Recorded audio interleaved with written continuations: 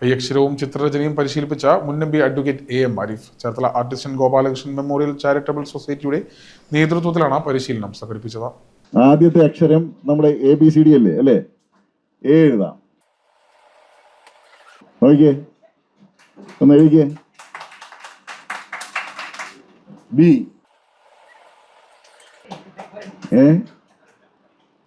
എഴുതിയുണ്ടോ? നോക്കണം നിങ്ങൾ. ഞാൻ എൻ്റെ കൈ പോകുന്നതനുസരിച്ച് നിങ്ങൾ നോക്കണം. C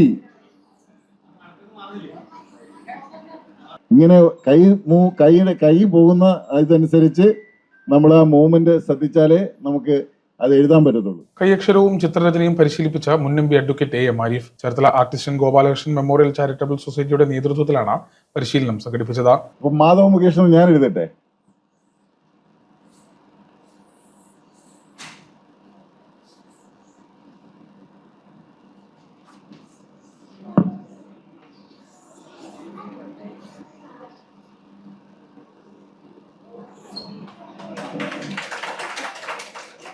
Cherthala Geetha school of ആർട്സിലാണ് കൈയക്ഷര പരിശീലനവും ചിത്രരചനാ പ്രദർശനവും ഒരുക്കിയത്. മുൻ M P advocate M Arif ഉദ്ഘാടനം ചെയ്തു. കുട്ടികള് അവരുടെ വ്യക്തിത്വ വികാസത്തിൽ വലിയൊരു പങ്കാണ് കൈയക്ഷരത്തിനുള്ളത്. ആ പങ്ക് എനിക്ക് കൂടുതൽ അഭിമാനം തോന്നിയിട്ടുള്ളത് സർട്ടിഫിക്കറ്റ് വിതരണം ചെയ്യാൻ സ്കൂളിൽ തീരുമാനിക്കുമ്പോൾ എല്ലാ സർട്ടിഫിക്കറ്റും കൊണ്ടുവന്ന് എൻ്റെ കൈ കൊണ്ട് തരും. എന്തിനാണെന്ന് വെച്ചാൽ സർട്ടിഫിക്കറ്റിൽ കുട്ടികളുടെ പേരും സ്ഥാനവും എല്ലാം എഴുതാൻ വേണ്ടി. അങ്ങനെ സ്ഥാനവും ഇതെല്ലാം കൊണ്ട് എഴുതിയപ്പോൾ ഞാൻ സർട്ടിഫിക്കറ്റ് എഴുതാൻ തുടങ്ങി. അപ്പോൾ അത് വളരെ അധ്യാപകരുടെ ഇടയിൽ വലിയ ചർച്ചയായി. അപ്പോൾ ഓരോ ക്ലാസ്സിലെയും കൊണ്ടുവരാൻ തുടങ്ങി. അപ്പോൾ അതെല്ലാം എഴുതാൻ തുടങ്ങി. അങ്ങനെ വന്നപ്പോഴാണ് ഈ കാലിഗ്രാഫി എന്ന് പറയുന്ന കയ്യെഴുത്ത് ശാഖയോടുകൂടിയുള്ള ഒരു അഭിനിവേശം ഉണ്ടായത്.